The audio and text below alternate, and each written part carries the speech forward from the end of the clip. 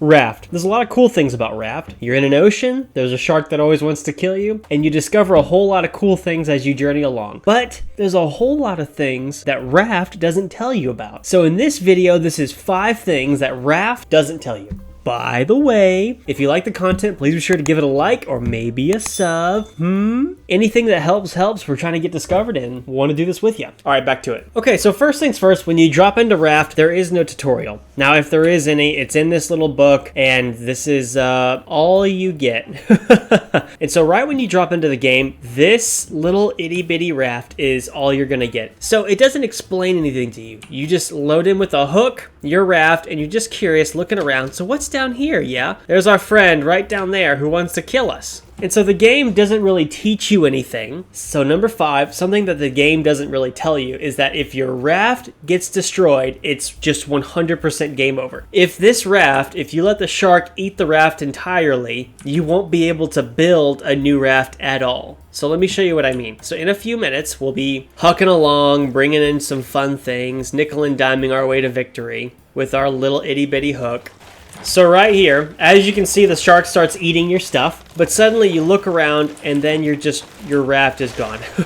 Like 100% gone. So once all your foundations are gone, you can't build anymore. So you're going to start thinking to yourself, yeah, I can last on one foundation until, I get enough stuff. That's not the case. Once Samantha eats 3 out of your 4 blocks, the whole raft disappeared, because technically then there's no foundation to connect it to each other. Okay, so here we go. This is what happens when you let Samantha eat all your boat. We're about to watch it together. So I have my building hammer, and I have foundation selected, but I have nowhere to build any more foundation, you see? So once the shark eats 3 of your beginning platforms, then that's it. That's game over. So the next thing I want to talk to you about is number 4, and that is foundation armor 100% protects you from the sharks. Now, you don't have to add the foundation to every piece of your boat. You only have to add the foundation to the outskirts of your stuff. With this foundation, the shark will never attack my boat again because I have it 100%. Almost fell off. Because I have it 100% lined with foundation, so that's nothing I ever have to worry about again. So let me show you what happens if you don't protect your boat with foundation. Now, yes, obviously, you can keep adding the buffer layer over and over again. You see this little block right here? Everything on this foundation piece that isn't armored is attached to the foundation. So here he is attacking my stuff, so here's what happens.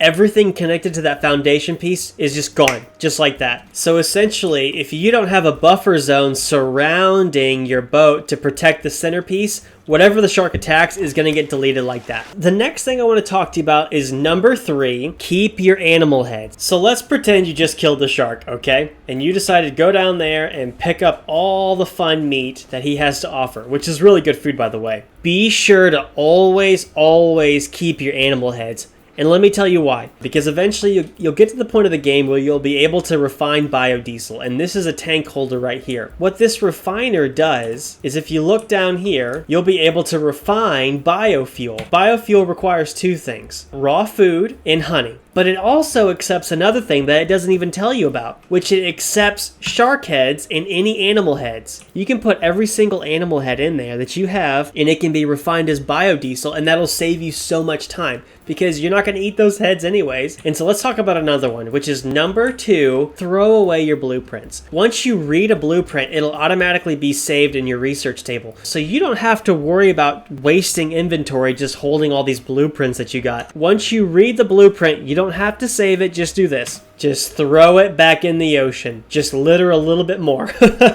And so finally, the last thing, number 1, that the game does not explain to you all that well is that dying is a huge punishment. So, okay, let me show you my inventory real quick. I have a little bit of wood, some leaves, and some plastic, and I have a hook for, aesthetics. Let me show you what happens when you die in this game. Come on, buddy.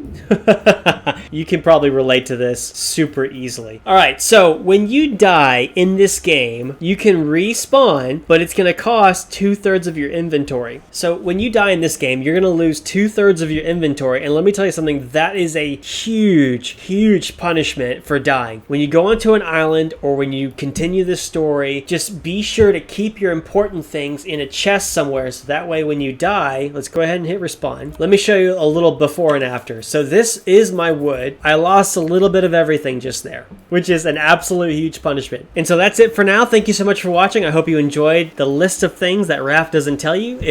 Don't forget to like and subscribe, and I'll see you next time. Thanks. Bye.